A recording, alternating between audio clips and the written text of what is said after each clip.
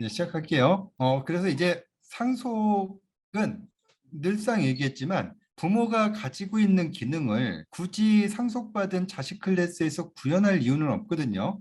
그렇게 되면 상속이라는 게 큰 의미가 없어요. 상속이라고 하는 가장 큰 이유는 부모가 가지고 있는 기능을 그냥 구현 없이 나만 저기 그냥 쓸 수 있게끔 하겠다라는 거죠. 그리고 이 자식의 또 다른 자식 클래스는 이 할아버지가 가지고 있는 기능뿐만이 아니라 부모가 가지고 있는 이 모든 기능까지, 그러니까 이렇게 되는 거죠. 부모는 이거를 가지고 있고 자식은 요거를 가지고 있는데, 손자 입장에서 얘를 이제 상속을 받는다라고 한다면 기본적으로 하나, 둘, 셋, 네 개, 필드 두 개, 메소드 두 개는 구현 안 해도 기본적으로 쓸 수 있는 그런 기능이라고 보면 되겠죠.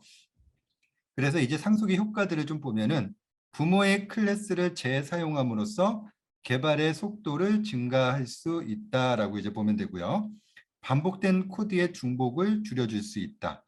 그리고 유지보수의 편의성을 제공할 수 있다. 이 유지보수의 편의성 제공이라는 건 뭐냐면, 그러니까 코드의 이원화 관리가 사실은 개발하면서 굉장히 힘든 일이거든요.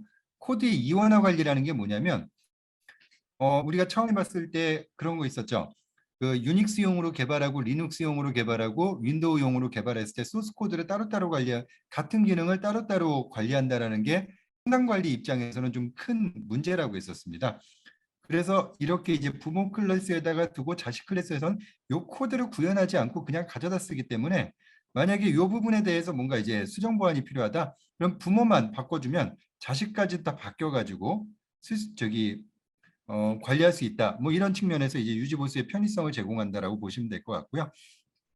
객체의 다양성을 구현할 수 있다라는 거, 이제 다시 한 번만 설명을 드리면, 자식 클래스 입장에서 부모 클래스에게 대입을 시켰을 때 여러 자식에 대한 부분을 부모가 그냥 하나의 그 독립된 형태대로 다 관리할 수 있는 그런 형태, 우리 지난 시간에 보면은 TV 클래스, 오디오 클래스, 그리고 컴퓨터 클래스를 프로덕트 클래스라는 곳에 상속을 받아서 사용을 했을 때, 프로덕트 클래스라고 관리를 하게 되면 프로덕트가 가지고 있는 기능을 다 자식 클래스의 형태에서 쓸 수 있었다라는 거죠. 그래서 분명히 이제 객체는 TV 그리고 컴퓨터, 오디오 세 가지가 있었으나, 우리가 이제 프로그래밍을 하면서는 이제 프로덕트라는 하나로 대표적인 코드로 프로그램을 하는데, 이 프로덕트는 실질적으로 안의 내용을 보면 어떤 객체는 컴퓨터고 어떤 객체는 TV였고 어떤 객체는 다양한 형태로 변환된 요 내용을 가름하면 될 것 같습니다. 그러면 이제 부모 생성자의 호출이라는 거는 기본적으로 이제 슈퍼라는 키워드를 가지고 이제 부모 생성자를 호출할 수 있는데, 슈퍼 안에 인자가 없는 것들은 생략이 가능합니다. 그리고 슈퍼 말고도 디스라는 어떤 그 호출하는 부분이 있는데, 디스는 우리가 지난 장에서 배웠었죠. 생성 이전에. 그러니까 디스는 나와 동일한 형제 관점에서 인자가 형제 관점에서 이제 호출하는 거고, 슈퍼는 나의 부모의 클래스를 호출한다 해가지고 슈퍼 이렇게 했었어요. 그리고 이제 메서드 재정의 해가지고 오버라이딩이라고 제가 지난 시간에도 계속 강조를 드렸는데, 오버로딩과 오버라이딩은 서로 다르다라고 이제 설명을 드렸었으니까 그거 한번 기억을 좀 해주시고, 오버라이딩 같은 경우는 부모가 가지고 있는 메서드 중에 나에게 맞지 않을 경우에는 좀 바꿔서 다시 재정의하는 거, 이거 오버라이딩이라고 했었어요.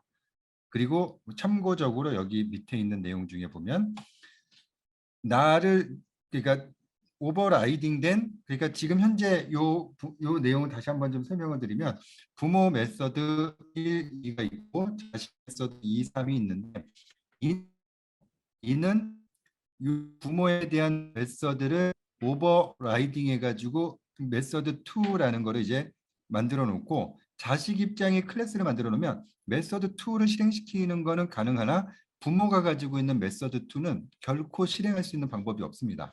그래서 특정한 상황에 따라서는 이제 부모에 대한 메서드를 호출하기 위해서는 슈퍼라는 키워드를 통해서 메서드 이렇게 호출하는 방법도 있다라는 걸로 이제 한번 설명을 좀 드리고 넘어갈게요.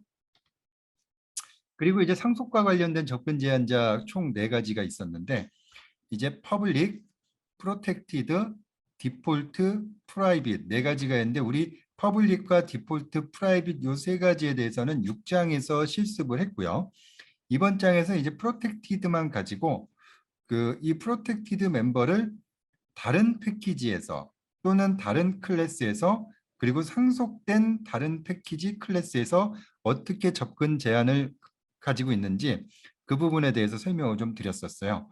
일단은 동일 클래스에서는 동일 패키지 내에서는 프로텍티드 멤버를 접근 무조건 가능해요. 그런데 다른 패키지에서는 접근이 불가합니다. 그러나 단 한 가지 전제 조건 하에서 접근이 가능하게 만드는 것은 상속을 받았을 때 상속받은 자식 클래스 입장에서 A를 접근할 때는 가능하다.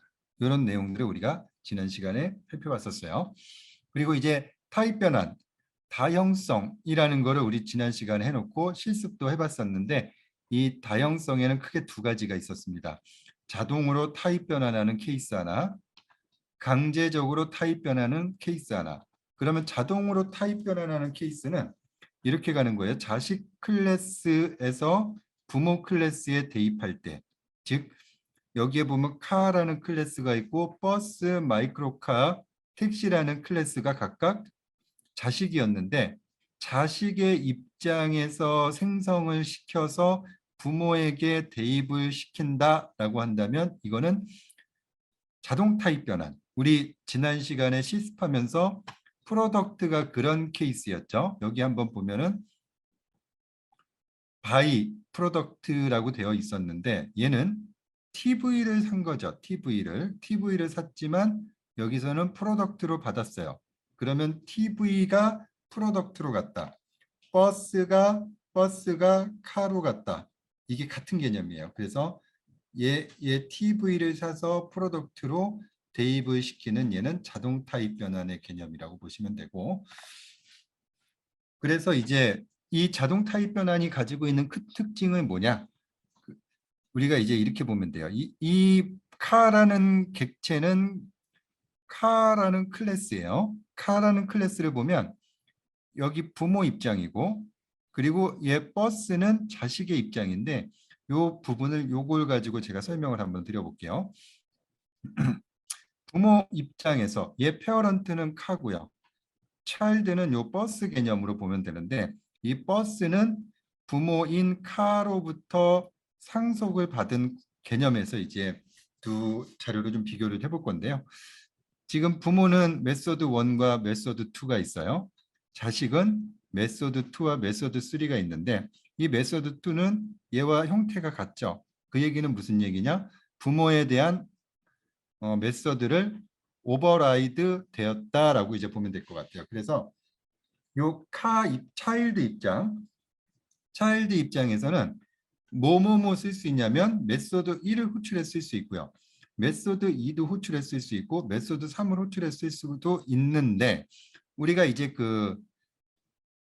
자동 타입 변환을 시켜서 이쪽으로 카로 이제 부모의 입장으로 해서 이런 식으로 자동 타입 변환의 어떤 생성자를 만들게 되면 이 페어런트라는 객체는 기본적으로 페어런트예요. 페어런트. 이 페어런트 속성들을 쓸 수가 있기 때문에 이 페어런트는 기본적으로 메서드 1, 2밖에는 못 씁니다. 그렇죠. 그렇겠죠. 이 페어런트 클래스를 기반으로 해서 만든 객체이기 때문에. 그런데 자식의 객체를 기반으로 해서 자동 타입 변환된 거기 때문에 본인 거만 쓸 수 있는 게 기본이긴 하나 단 한 가지 예외 조건이 뭐냐면 자식으로부터 대입받은 거기 때문에 본인의 일을 쓰는 게 맞나? 자식으로부터 대입받은 거기 때문에 얘가 오버라이드가 된 자식 입장에서 오버라이드가 된 메서드가 있으면 얘를 수행하는 게 아니고요. 1까지는 문제없이 자기 걸 수행하나 2는 본인 걸 수행하는 게 아니라 자식 입장에서 오버라이드 된 그거를 수행한다. 이렇게 보시면 될 것 같아요.